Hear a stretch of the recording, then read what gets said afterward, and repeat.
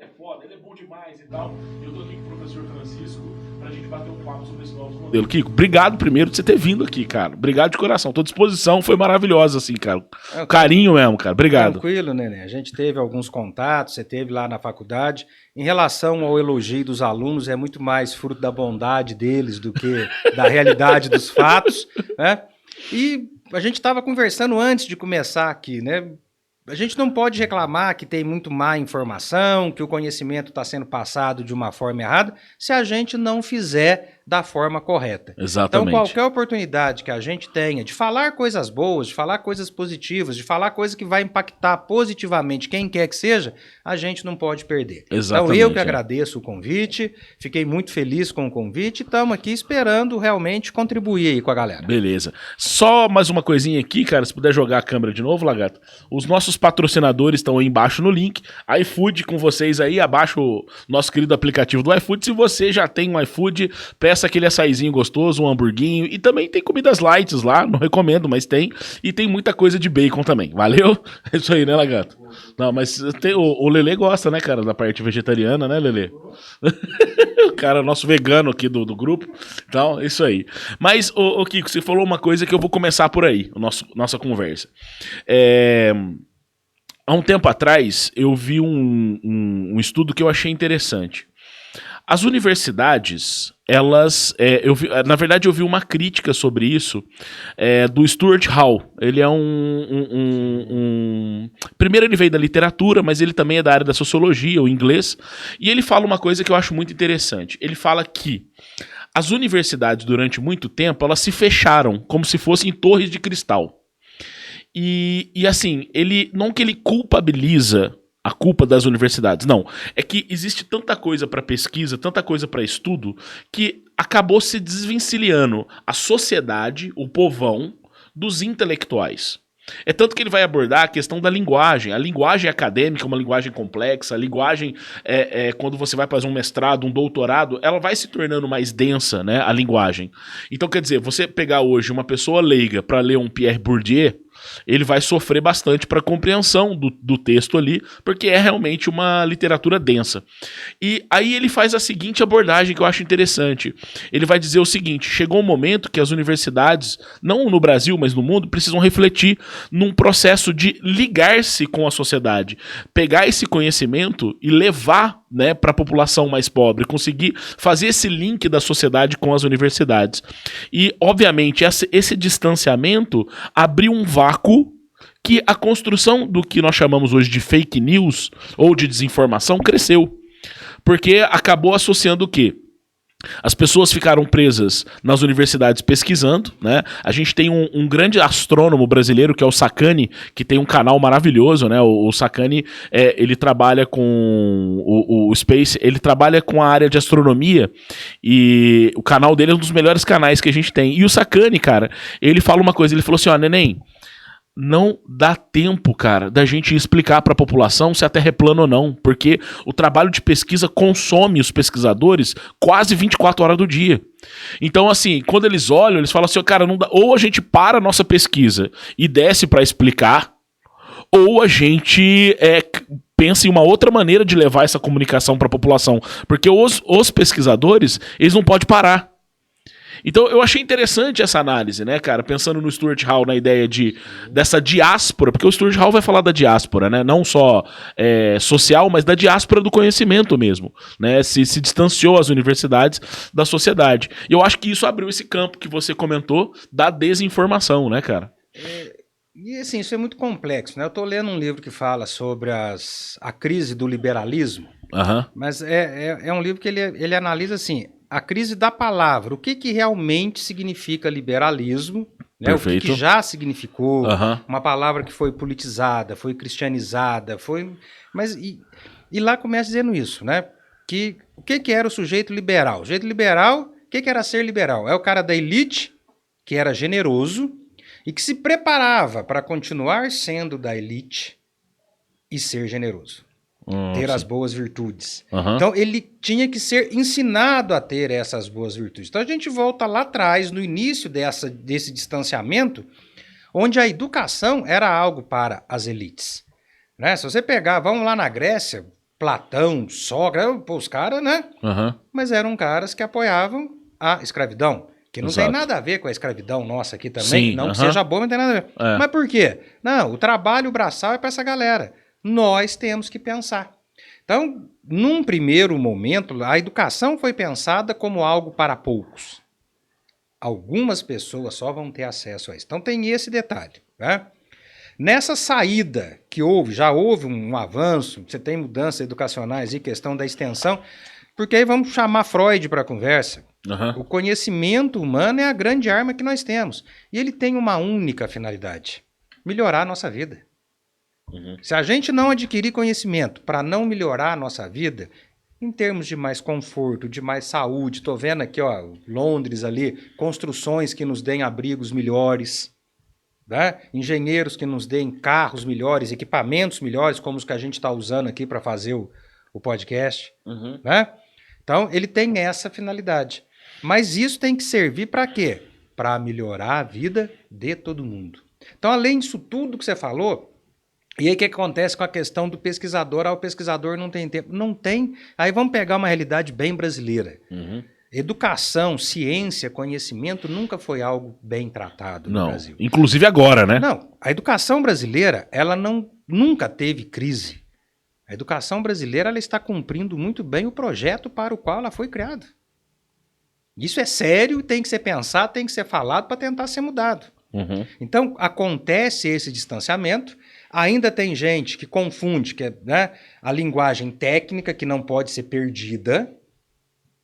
Né? Eu não posso, por exemplo, eu mandei uma cartinha para o juiz. Não, eu fiz uma petição. Mas todo mundo entende isso. Sim. Eu não posso perder a linguagem técnica, mas tem que abrir mão, como você falou, da linguagem rebuscada que ninguém entende. Que também não é uma crise. No nosso caso específico, vamos diminuir o nosso mundo, pensar no Brasil, é pensado para que eu, advogado, eu professor, eu médico, eu engenheiro, eu tenho o que sobre aquela pessoa que precisa do meu serviço? Uma relação de domínio. Porque aí eu falo algo que ele não entende, ele muitas vezes com vergonha não vai perguntar o que eu quis dizer, daqui uns 20 dias ele volta para tentar entender aquilo que está acontecendo. Entendi. Né? No direito é claro isso, né? Tem dias que eu atendo pessoas lá na defensoria que a hora que ela acaba de sair de lá e olha que eu uso palavreado assim de baixo escalão, para ver se a pessoa entende. Né? E eu lembro do livro do Kafka, porque eu sei que a pessoa saiu dali e não entendeu lufas. Então isso ainda mantém essa questão de poder. Né? O Brasil, falando um pouco de economia, né? A gente precisa de emprego, mas o Brasil é um dos poucos países do mundo que ainda tem frentista de posto de gasolina. Para a gente ter alguém que chame a gente de doutor. Então, abre esse espaço, você ainda mantém, além desse fosso que existe, precisa ser superado, ainda tem isso, vamos manter essa turma aqui acreditando que a Terra é plana, porque eu consigo controlar. Exato. E não é só uma questão social de dinheiro, é de conhecimento mesmo. Né? E houve esse problema, nós tivemos isso agravado pelos mais variados motivos aí nos últimos tempos, né? E aí você consegue convencer a pessoa, aquela pessoa que trabalhou a vida inteira, né? Que trabalha, que é honesta e tal, cumpre seus deveres, aí ela chega em casa e vê o programa do Datena, que vai usar a seguinte frase: bandido bom é bandido morto. Por mais que não se concorde com isso, né? Você não consegue explicar para esse cara que o bandido tem que pagar pelo que ele fez, mas que existem regras, que existem leis, que existem... Esse discurso não chega nele. O bandido bom é bandido morto chega, porque atende a uma questão sentimental. Então deixa o cara sentir, mas não deixa o cara entender. Perfeito. Então, assim, é muito complexo, né? E quando você tem toda essa complexidade, a solução também... Então a gente precisa levar a educação de qualidade para todo mundo. Não é porque... Eu me lembro disso. Escola tinha livro, tinha aquilo. Hoje a gente está com as apostilas, né?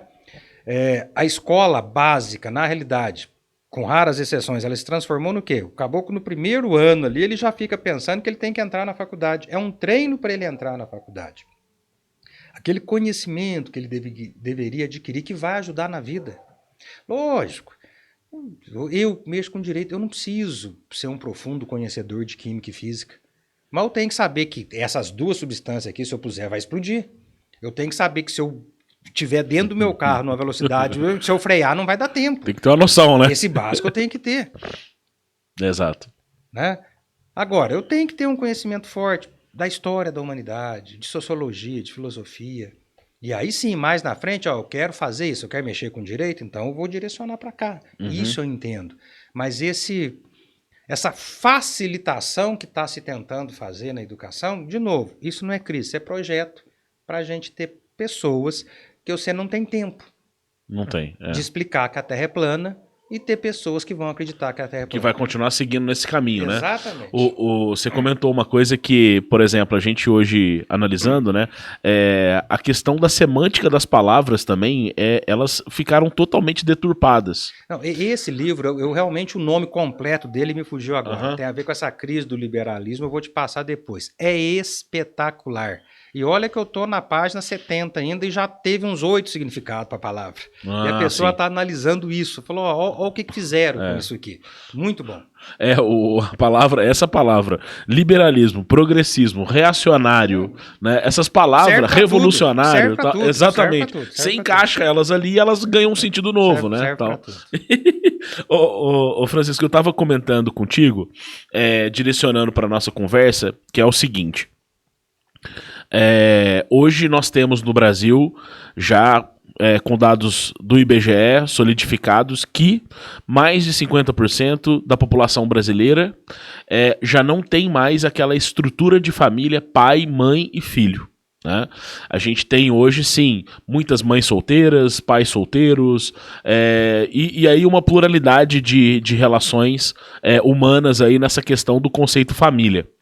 E a gente tem, eu acho que um modelo, talvez arcaico, né? Que é o modelo, quando eu falo a palavra família, a gente já lembra da música do Titãs, né? Papai, mamãe e titia, né? A gente lembra muito bem disso, né? Durante muito tempo, eu leciono direito de família, durante muito tempo, a primeira aula eu colocava essa música. E na última aula eu colocava algumas cenas da família Simpsons. Ah, perfeito, é só para dar essa noção, né? E quer dizer, se vende um produto família também para a sociedade hoje, nesse modelo, né? Pai, mãe, 2 filhos, aquela coisa bem padronizada.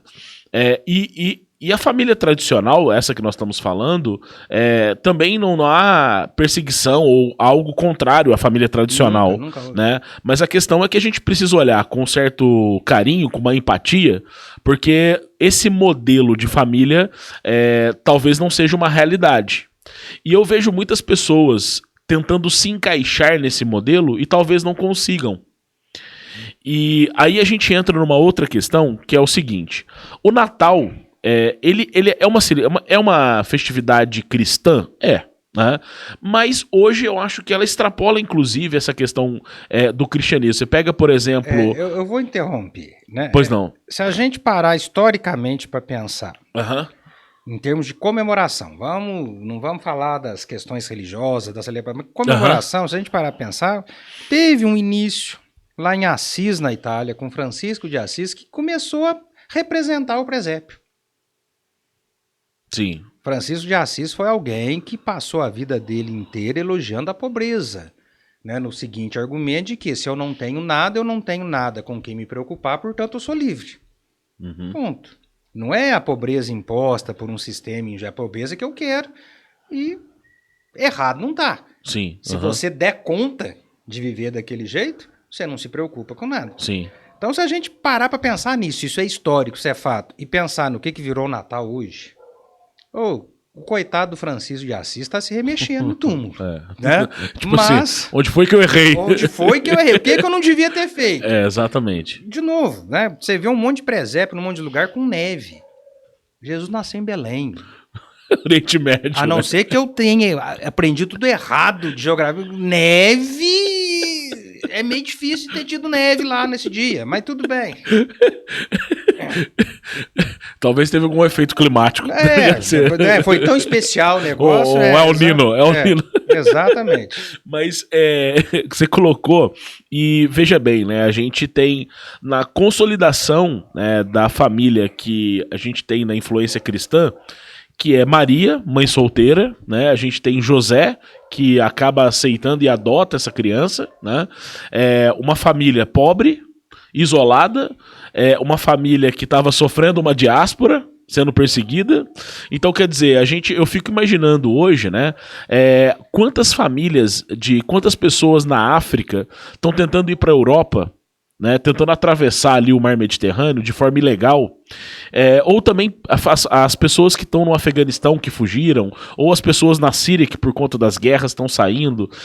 Eu fico imaginando essa situação, né, e me lembra muito aquele episódio que ficou, acho que uma das fotos muito marcantes de 2014, 2016, perdão, a foto do Aislan, que é um menininho de mais ou menos uns 3 anos de idade que foi encontrado morto na praia, na Turquia, né? Quer dizer, a família tentou atravessar o mar, mas acabou que, né, o barco foi destruído, enfim, e a criança foi jogada, né, pelas ondas do mar. E aí a gente olha esses modelos, né, de família dentro da ideia do cristianismo, que foge muito desse cristianismo, desse Natal capitalista que foi construído, né? Mudaram até a cor do Papai Noel, né, e tudo mais, assim, né? Fizeram até essa alteração. Mas o que eu vejo pra ti, assim, por exemplo, contigo, e também como defensor público, você deve presenciar muito, né, essas situações relacionadas às questões familiares. Todos os dias. Exatamente, E aí, assim, né, como que o direito tem que dar conta disso? Isso. Né, e também como que essas relações humanas, né, elas vão se estabelecendo, elas vão se alterando de acordo com as questões culturais, enfim, né, como lidar com tudo isso, né? Adriano, vamos lá. A gente começa com a primeira grande falácia, que é essa história de família tradicional. Beleza. Tradicional desde quando, né? Vou tentar aqui fazer um negócio em 10 minutos, o que eu levo uma semana lá na faculdade para falar. Aqui nós estamos falando aí de uns 8, 9 livros, que dá mais ou menos umas 3.000 páginas. Nós estamos falando de estruturas elementares do parentesco do Levi Strauss. Nós estamos falando de Cidade Antiga do Fustel de Coulanges. O Sapiens vai passar a entrar nessa narrativa, porque lá tem coisas maravilhosas sobre essa formação da família. Tem um texto com o mesmo nome, que é também Estruturas Elementares do Parentesco do Lacan. Tem A Origem da Família, do Estado da Propriedade Privada do Engels, né? Que mostram isso. O que é família? Então, já que nós chegamos no Natal, beleza, né? Vamos com calma. Primeiro, família é uma construção humana. Família é uma construção humana, né? O ser humano via para cá, vinha para lá, tal, aprendeu a construir. Nós tivemos um primeiro limite, o limite externo das cidades. Quem está fora não entra, quem está dentro sai só se quiser. Lá dentro foram criados outros pequenos limites. Sim. Onde começou a formar pequenos grupos. Viver em grupo é bom porque um ajuda o outro. Então, num dado momento histórico, nós estamos ali há uns, 600 mil anos atrás, aí talvez eu esteja errado, viver em grupo é legal. Aí nós temos algumas fases. A primeira delas, que o Sapiens me trouxe mais dados sobre isso, é uma tese antropológica histórica sem evidência arqueológica. Tem um problema biológico envolvido, mas a maioria dos antropólogos, historiadores, entende que existiu isso. Não tinha muito, na questão principalmente de procriação, essa questão de fidelidade. Então tinha um grupo, todo mundo com todo mundo, e as crianças nasciam. E há um argumento forte para isso, que é exatamente esse. O leão nasce, 2 horas depois ele está andando. Exato. Filho, uma criança, você precisa realmente de uma tribo para cuidar da criança. Vai uns 2, 3 anos para... É um processo, né? Então, assim, esse grupo cuidava de todas as crianças. Então, teve essa época que esses antropólogos, sem o caráter pejorativo da palavra, chamam assim de promiscuidade original. Depois disso, esses grupos foram ficando ainda menores, começou a existir um centro de poder, né? Essa pessoa meio que decide. Que foi o momento da... Aí já com esse nome de família, mas vamos lembrar disso, é um grupo. É lógico que biologicamente tem pai e mãe, mas não desse jeito. Aquele grupo, bem na ideia ruim, mais moderna de máfia, todo aquele povo faz parte de uma família. Então a família tinha esse conceito de grupo. Se a gente pegar a história bíblica de Abraão, é isso. Tinha o Abraão, tinha a Sara, mas toda aquela galera lá fazia parte da família dele. Tanto que qual é o nome? O grande patriarca bíblico. Então, nessa época, o centro de poder estava na mão da mulher. Então, nós temos a fase da família matriarcal. Isso é conhecido, tem prova, né? Uhum. Só que aí, primeiro, aprendemos a domesticar plantas. Aprendemos a domesticar animal, tanto para comer como para ajudar a trabalhar. Quem que passou a fazer isso? O homem. Essa inversão de tarefas transformou o homem em provedor. Aí nasceu a família patriarcal que nunca mais acabou. Aí houve essa inversão no centro dela, de poder mesmo, de mandar. O homem passou a mandar. Aí esse grupo se diminuiu um pouco mais ainda. E sem atacar a fé de ninguém, não é isso, questão histórica, sem que se tivesse ainda essa crença, essa ideia, esse sentimento, essa fé de criação, o que nós tínhamos? Nós tínhamos a ideia de geração. Quem que é o sujeito mais importante do mundo, mais poderoso? Quem me deu a vida, o meu ancestral. Então aí começa a ficar um pouquinho menor esse grupo ainda, porque o meu ancestral, o chamado Deus Lar, que para provar que ele era o Deus a quem eu adorava, eu mantinha no túmulo dele a luz acesa. Aí tinha o banquete fundo, né? Uhum. O mais velho herdava tudo. A mulher, quando se casava, deixava de ter aquela família, vinha para cá por causa do Deus Lar. Mas aí você cria isso, já mais essa noção de homem, mulher e os seus descendentes, com esse poder absoluto na mão do homem, gênero. Uhum. Aí nasce essa ideia de família. Tá? Vamos dar mais um salto histórico, questão religiosa, o politeísmo. Até que Abraão começa, vamos lá para uma terra que é um Deus só. Aí sai essa galera que até hoje dá um pouco de trabalho, o judeu vai lá, é um Deus só no meio de um tanto de Deus. Aí nasce a religião, o judaísmo, onde o casamento como formação da família. Eu não estou dizendo que... É o que você falou, ninguém está atacando nada, são constatações históricas. Uhum.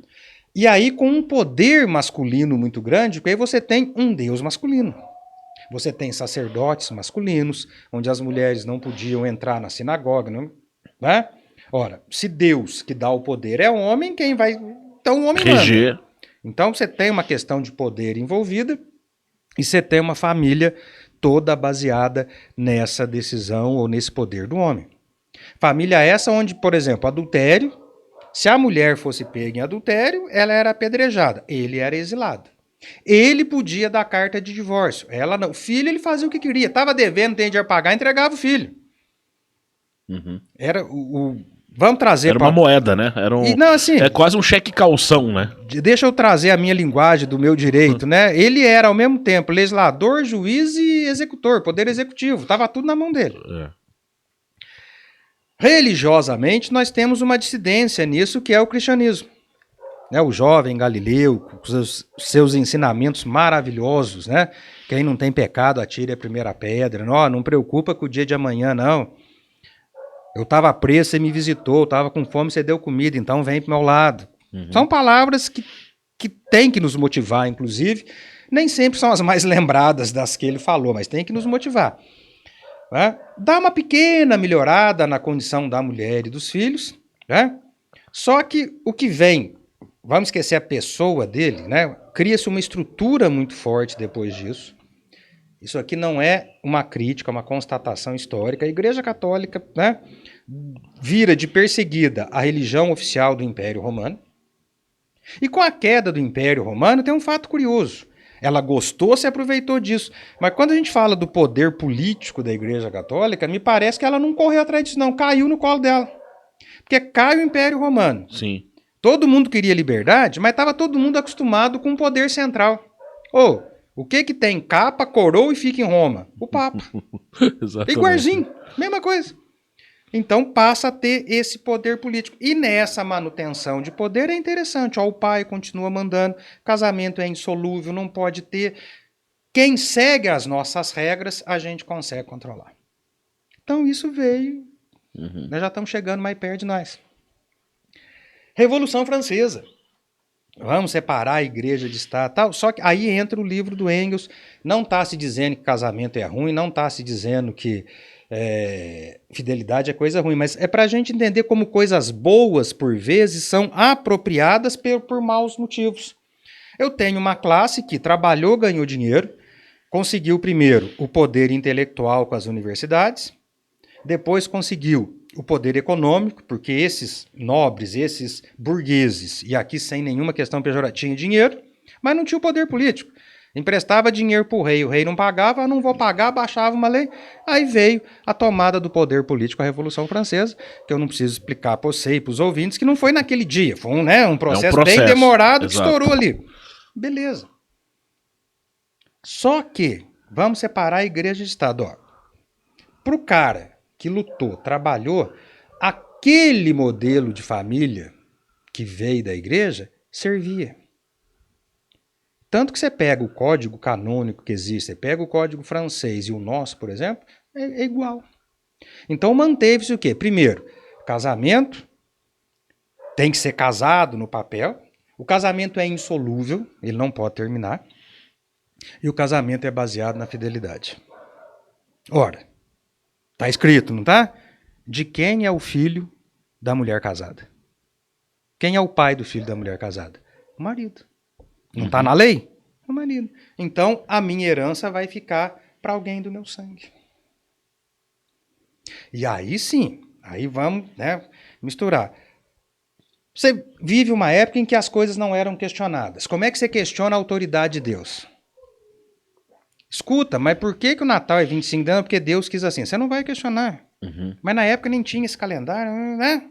E a história de que era a época do verão. O Natal foi inventado muito tempo depois, inclusive de Jesus. Sim. Né? 400 Com certeza. Mas calendário assim, gregoriano, né? Então você vem aqui, aprende e não questiona Deus. É o argumento da autoridade, né? Sim. Schopenhauer fala muito bem disso. E era uma época que não se questionava, era uma época que vamos manter as coisas como estão. E aí entra lá atrás isso, conhecimento não pode ser para todo mundo. Né? Então isso ficou assim por muito tempo. Então eu tinha. E aí tinha o quê? O funcionamento da família era o mesmo em qualquer estrato social. Só que a história ela é escrita pelos vencedores. Então tinha muita gente que não era casado no papel, mas que morava junto. Tinha o sujeito, né? Você falou, depois que você falou, que eu acho que eu nunca tinha pensado nisso. Nós temos realmente na história da família de Nazaré, nós temos uma mãe solteira e uma adoção. Exato, de cara, né? Uma adoção, que é algo... E que a igreja por muito tempo condenou a adoção, era contra a adoção. Tem umas incoerências, né? Exatamente, não se presta atenção nessas coisas. Mas enfim... E foi uma adoção à brasileira ainda. Foi a brasileira porque não teve a chancela do Estado. Exatamente, perfeito. Eu sei que não é, mas é meu. Exatamente. É o conceito de adoção à brasileira. Então você tinha isso. Aí você tinha pessoas completamente fora de qualquer tipo de direito, marginalizados. Por quê? Porque não seguiam o esquema. Então você tinha verdadeiras famílias que não eram reconhecidas como famílias. Né? Aí veio uma outra revolução, que ela teve mais ou menos o mesmo impacto, não com a mesma força, que a gente ainda está lutando por igualdade, mas ela teve mais ou menos o mesmo impacto que aquela lá de trás, quando o homem passou a ser provedor, que foi a Revolução Industrial. Por quê? Porque aí veio a Revolução Industrial, acabou aquela coisa do filho do padeiro ser padeiro. Porque eu não tinha que dar o pão mais para o senhor feudal. Eu ia trabalhar em algum lugar e ia ganhar um salário por aquilo.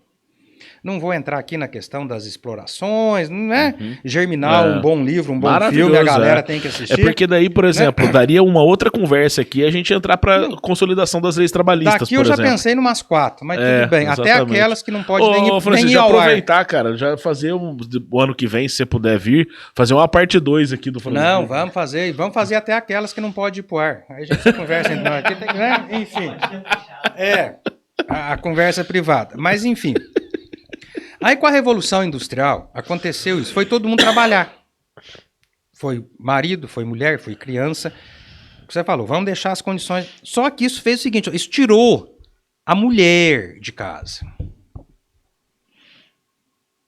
Aí como lá atrás, quando, lá no feudalismo, na Revolução, quando a mulher do padeiro olhou lá para a mulher do conde e falou, mas por que ela tem um vestido que eu não tenho? E desse pensamento veio todo...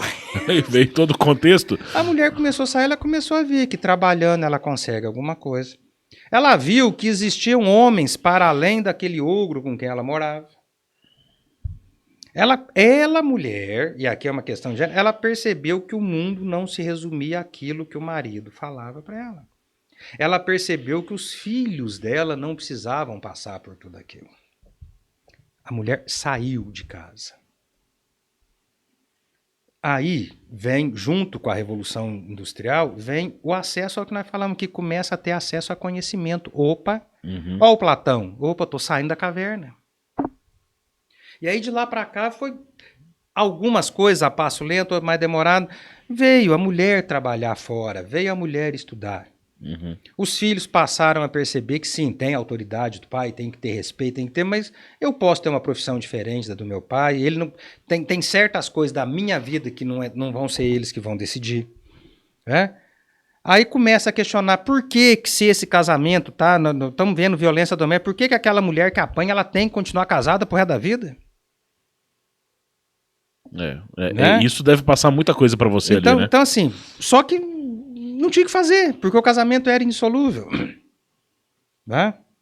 O casamento... quase um direito, não uma propriedade ali. Por que o sujeito que, né, ele é filho de alguém, ele não pode investigar a paternidade dele porque o pai, no caso, é casado? Né? Aqui uma informação muito da minha área, até 1950 no Brasil era assim.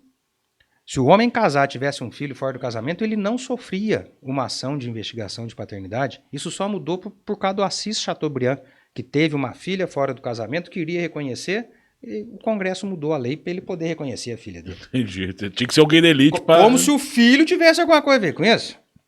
Entendi. Então, todas... E aí é lógico, aí entra uma questão, também não é crítica, da ideia que não tem nada a ver com fé, que não tem nada a ver com acolher as pessoas, que não tem nada a ver com ser bom com as pessoas, mas com essa ideia de temos que preservar a família a qualquer custo. Aí você passa a ter a ideia de que a instituição família, enquanto instituição, não é nada. O que interessa são as pessoas. Ela tem que cumprir aquele papel daquela socióloga sueca que escreveu o texto na revistinha Veja dos 25 anos, que eu sempre esqueço o nome, Nó e o Ninho.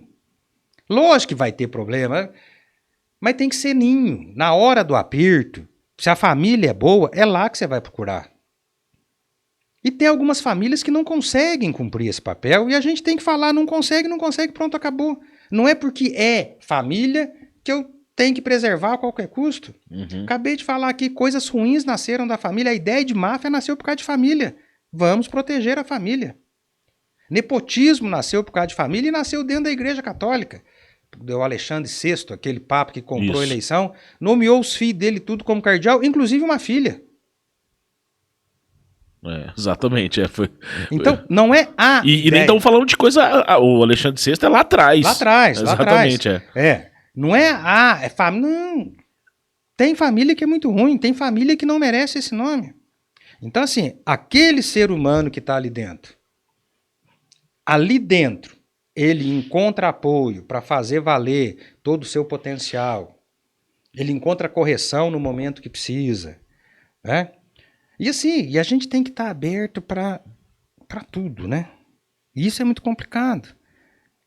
Nós tivemos a Larissa lá, que ganhou medalha nas Olimpíadas no skate. Aí eu tô vendo gente que sempre achou que skate é coisa de bandido, levar o filho pra escolinha de skate.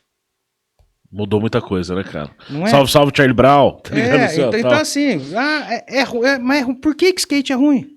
Agora o moleque tá indo... E virou uma modalidade olímpica, né, cara? A menina tem 13 anos, tá ganhando medalha pra quanto é lado. Sim. Né? Então assim, muita coisa, em termos de família principalmente, nos foi ensinado de forma errada. E pelos mais variados motivos nós aprendemos assim. Então, então tá, eu, sujeito, eu, João, quero casar com a Maria, quero ter filho, eu quero viver nesse modelo. Eu escutei A, eu escutei B, eu escutei C, eu estudei, eu analisei e acredito que esse é o melhor modelo para mim. Agora, tem o João que quer morar com o João, tem o João que quer morar com a Maria, mas sem ser casado, tem o João com a Maria que quer casar, mas quer morar em casa diferente, tem o João com a Maria que quer casar e não quer ter filho, tem o João com a Maria que quer ter filho, mas não quer casar. O João quer ser pai dos filhos da Maria, a Maria quer ser mãe dos filhos do João, mas eles não quer casar. Tem tudo isso. Salve, Xuxa. São modelos diferentes. E no Sapiens, que eu tô adorando, né? Quando ela faz a análise lá do por que o Homo sapiens prevaleceu, os outros não, tem uma frase dela fabulosa. Que ela fala assim, ó, ele percebeu que existiam outros humanos, em número tal para não serem ignorados, mas tão diferentes que não podiam ser tolerados.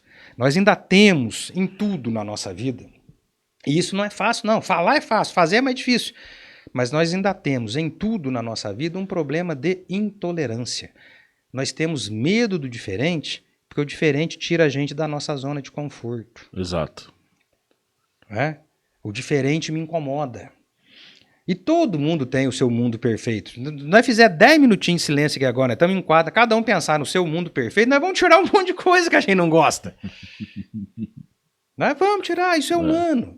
O que a gente não pode deixar acontecer? A gente não pode deixar que essa intolerância chegue ao ponto da gente querer que aquela outra pessoa não tenha direito nenhum, que aquela outra pessoa não faça parte da sociedade. Exato. Ou o que é pior, né? O Gessé de Souza fala muito bem disso, que eu pare de acreditar que o sujeito que está fudido, seja material, que ele merece estar lá.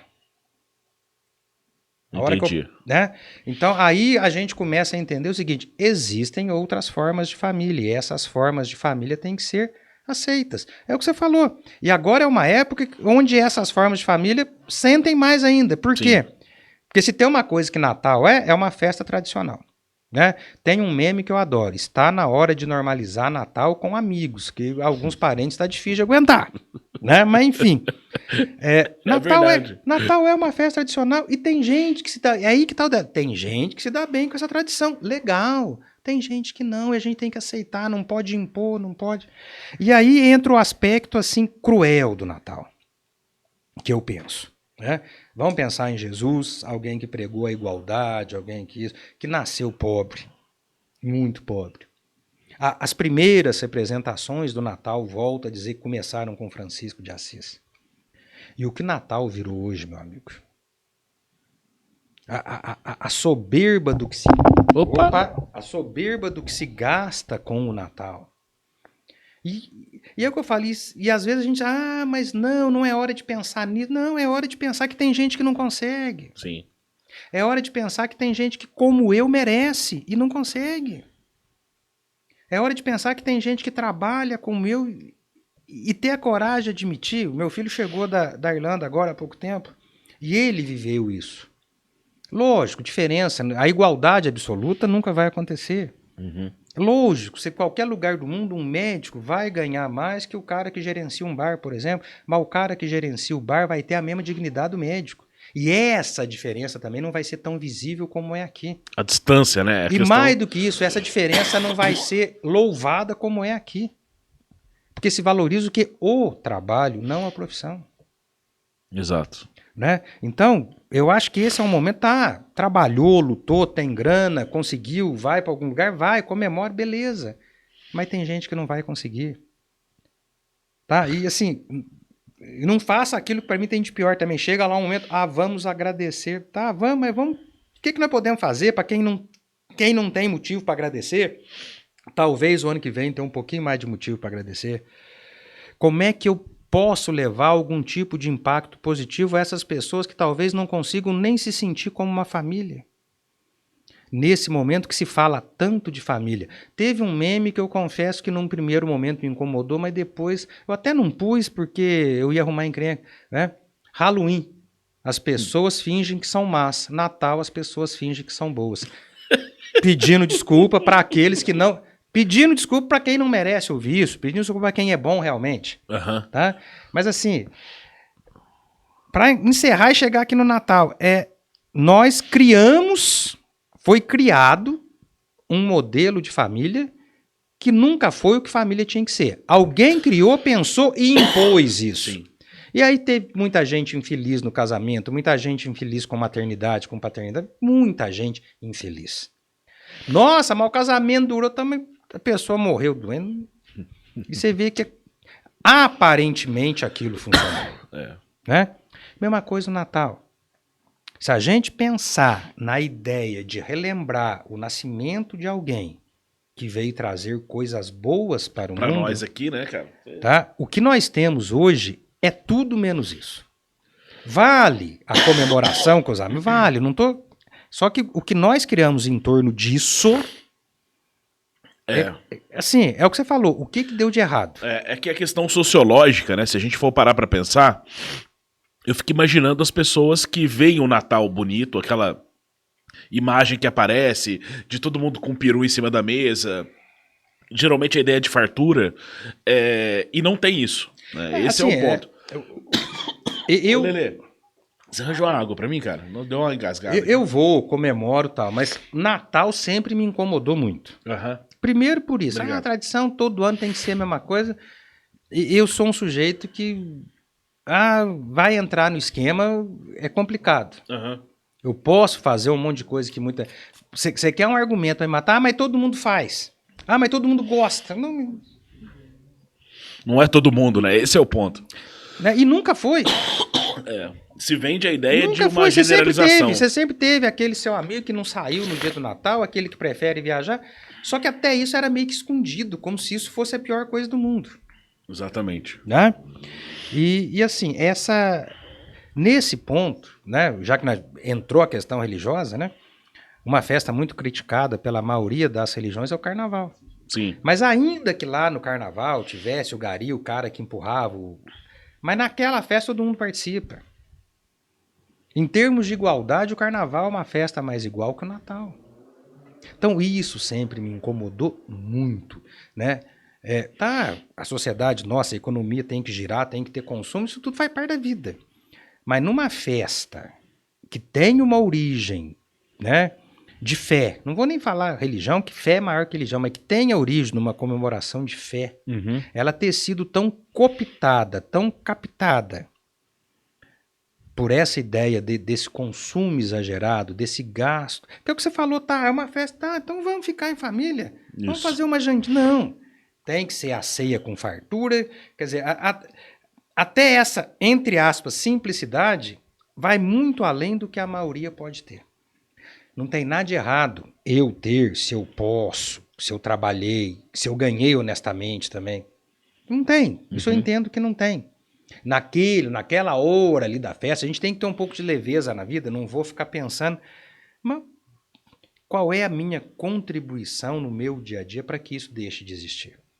E quando eu falo minha contribuição, não quer dizer que amanhã vai mudar, não. Mas eu, no meu dia a dia, eu faço alguma coisa, porque aí sim, até isso, fica mais lícita e mais justa essa minha comemoração do Natal. Pô, mandei bem, eu acho que eu fiz algumas coisas durante o ano que eu impactei positivamente na vida de alguém. Beleza. Ô Francisco, indo para nosso caminho mais pros finalmente, né, cara? A questão não é atacar a família tradicional. Mas não existe ataque. Não, eu tô só explicando, porque às vezes a galera fala assim, mas vocês são contra. Não. A questão é que a família tradicional, ela não é a família, apenas ela, que é a família correta. Então, assim, é quebrar com esse estereótipo de um padrão e mostrar que existem diversos tipos de família, onde, por exemplo, você tem ali um sentimento de construção familiar, né, e que é válido e que é reconhecido, então, assim, vamos nessa pluralidade. Vamos começar do mais básico nesse sentido, Neném, que é a chamada união estável. O que é a união estável? Duas pessoas que estão juntas, mas não tem o papel do casamento. Nós precisamos chegar em 1990 para isso ser reconhecido. Porque mais importante do que o amor, mais importante do que a parceria, mais importante do que a criação dos filhos, mais importante do que efetivamente resolverem seus problemas, o nó, mas acolherem um ao outro, que é o ninho, mais importante que isso era um papel dizendo que eles eram casados. E às vezes falar isso hoje, que isso já está mais na nossa, fica difícil, mas vamos lá atrás, quando isso não era reconhecido, se esse casal fosse financiar um imóvel, não podia financiar junto. O filho desse casal aparecia na certidão de nascimento deles assim, filho natural. Aliás, mentira, filho ilegítimo. Por quê? Porque por causa do pai e a mãe não ser casado, não tinha um registro, mas aparecia escrito filho ilegítimo. E o povo fala de bullying hoje, imagina isso na escola. Você chegar com a certidão lá, filho ilegítimo. Por esse detalhe, porque o pai e a mãe que criavam, que perdiam a noite de sono, que levavam, não eram casados. Isso é ser contra o casamento? Não. Tem gente que por algum motivo não quer o papel. Exatamente. E vive muito bem assim. Tem gente que vai se dar muito bem e quer o casamento, quer ter o papel, acha que isso traz um pouco mais de segurança e sente melhor. É uma questão de diferença. Tem para todo mundo. Exato. E a gente tem que aprender, entender, respeitar isso. A gente tem, a partir dos anos 80 no Brasil, né, a mulher cada vez mais inserida no mercado de trabalho. Inclusive, aquilo que a gente chamava antigamente, né, o pai de arrimo, né, que é o que sustenta a casa, né, essa expressão pai de arrimo. Né? Isso era muito bom para a gente escapar do serviço militar. Isso, exatamente. Se o filho fosse arrimo de família, escapava do serviço militar. Tinha essa coisa, né? Sim. O filho primogênito, né? E tudo mais. Ou de repente, às vezes até com o pai vivo, mas ele tinha uma renda que ajudava em casa. Ou se o pai tivesse morrido e ele era o mais velho, isso ajudava. Dava uma escapadinha. Dava uma salvada, né? Dava. E aí eu vejo um outro aspecto que é o seguinte. Nesse quesito, por exemplo, o número de filhos por mulher, ele vem desde os anos 80 diminuindo. Porque você pega que as famílias antes tinham uma média de 4 filhos no Brasil, né? E a gente vê que esse nível já está hoje em 2,1 e que a tendência até 2050 é que cada mulher tenha 1,5 filhos, ou seja, cada casal ali vai ter no máximo um filho ou 2 estourando. E aí a gente vai ver uma outra coisa interessante. Assim, é lógico, a gente sabe que isso é estatístico, tá? Mas eu adoro estatística por causa disso. Eu queria ver uma família com 1,5 filhos, né? Exatamente. mas só para não perder a brincadeira. Como é que a matemática encaixa isso, né? Talvez assim, por exemplo, você vê, né, até a galera falar, cada 4 casais tem 2 filhos. Né? Eu vou dar um exemplo aqui, ó. Do lado da minha mãe, são 12 tios. Do lado do meu pai, são 11 tios.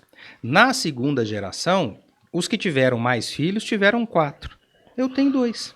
Exatamente, E talvez, né, os filhos seus na próxima geração talvez não queiram ter ou tenham um só. É que assim, né? Também, aí entra um outro aspecto, assim, lógico, tem a questão de preservação da espécie, vamos deixar isso de lado. Precisa pra gente continuar. Mas assim, aí vamos lá na questão tradicional, né? A família, como a palavra liberalismo, primeiro, ela foi apropriada pela religião, depois ela foi apropriada pela burguesia, né?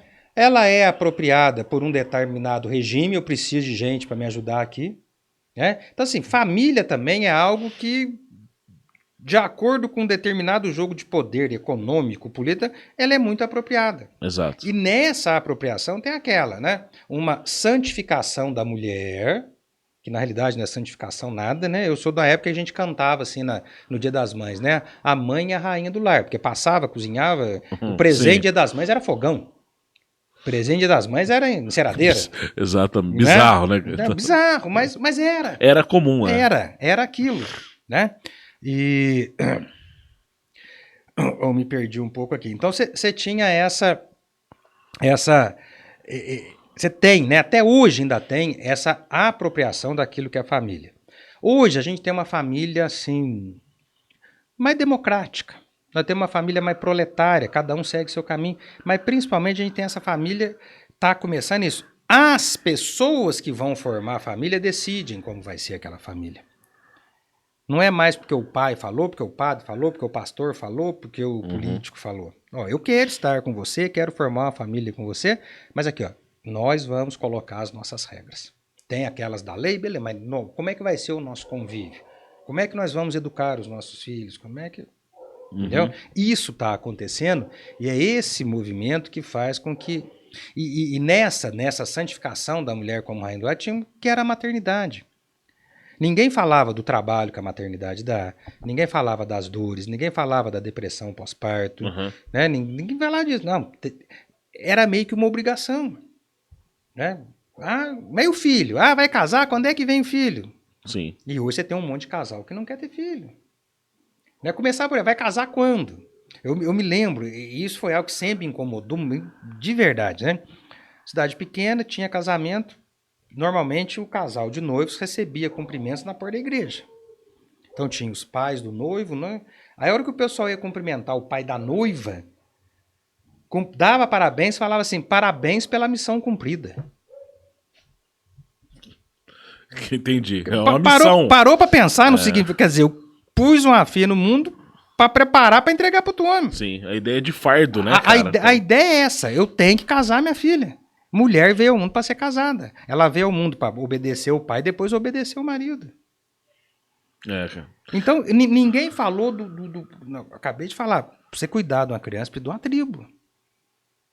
Então, quando eu vejo as pessoas com baixa condição financeira, a mãe solteira que ainda tem muito e dá conta, é de herói pra cima. Exatamente. É de herói pra cima. Aquele filme que tem o Jim Carrey e o Morgan Freeman, é um filme que chama Todo Poderoso. Todo Poderoso. Aquilo é espetacular. Aquela cena que o Morgan Freeman fala assim, que uma mulher assalariada, solteira e que sustenta um filho e a casa, ela deve ser vangloriada. Sim. Né? Eu acho muito bonita aquela frase que ele fala, porque, cara, é uma realidade que nós temos no Brasil constantemente, né? A gente vê isso acontecendo, constantemente, né? Então, assim, é difícil, porque a criança, ela chora de noite, né? Ela tem fome na hora errada, às vezes ela não dorme, né? E você tem que trabalhar, você tem que pôr comida dentro de casa, você tem você não vai deixar de viver por causa disso. Sim. Né? Então, assim, se mistificou, e não estou dizendo que a maternidade é uma coisa ruim, maternidade é bom, mas se mistificou tanto o negócio, que muita gente depois não dá conta, tá? Uhum. Eu sou defensor público, entre outras coisas, na área criminal. Então, muito pouca coisa me assusta. Mas teve uns 3 casos que realmente eu liguei em BH e falei, manda outro que esse eu acho que eu não dou conta. Por quê? Pai que estava assistindo futebol, a criança começou a chorar, jogou a criança no chão e matou. Não há defesa para um sujeito desse. Não há. Mas tem uma questão social para trás disso que precisa ser pensada, que empurram as pessoas para o casamento, que empurram as pessoas para a paternidade. Vai casar, cadê o filho e tal? E a pessoa às vezes não está preparada. E às vezes não tem como escapar daquilo. Mas todo mundo decide a sua vida, a gente sabe que não é bem assim. Já está melhorando, mas não é.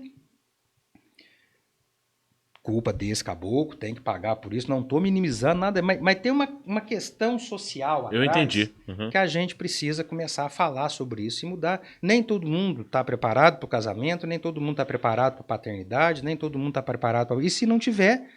É só não pegar. Como se diz, e tá tudo bem. E tá tudo bem. tá tudo bem. Exatamente. Você vai ser um excelente tio. De repente, lá na frente, você adota alguém, vai acabar sendo um bom pai. Exatamente. Tá? Uhum. Mas tá achando que não dá? Não faz. É tão fácil. Não assume isso, né, cara? Assume. Depois a terapia psicológica vai demorar, né? Não é pra mim. Aí você vê coisas como você falou. Tá? Casamento suntuoso, 1 mês depois... Mas por quê? Aí a pessoa vem e diz, não, porque eu nunca quis, eu não queria casar tal, mas aí começou a namorar, a tradição do namoro, a família, você não casa no embalo, meu querido. Casamento TikTok. A gente fala um monte de coisa no embalo, casar não. Exatamente. Você não põe fim no mundo no embalo. Você citou a defensoria algumas vezes, né? Essa eu não esqueço. Né?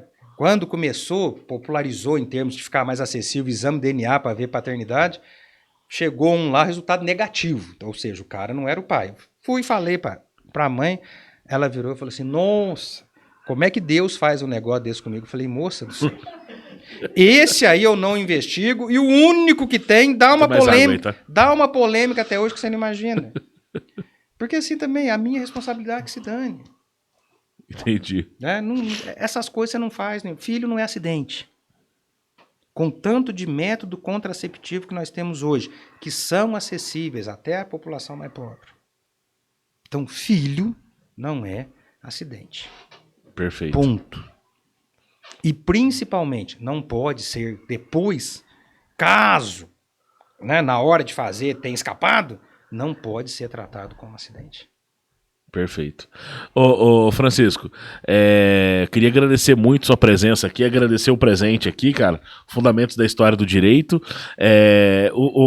Tem uma outra coisa que eu acho muito da hora, cara.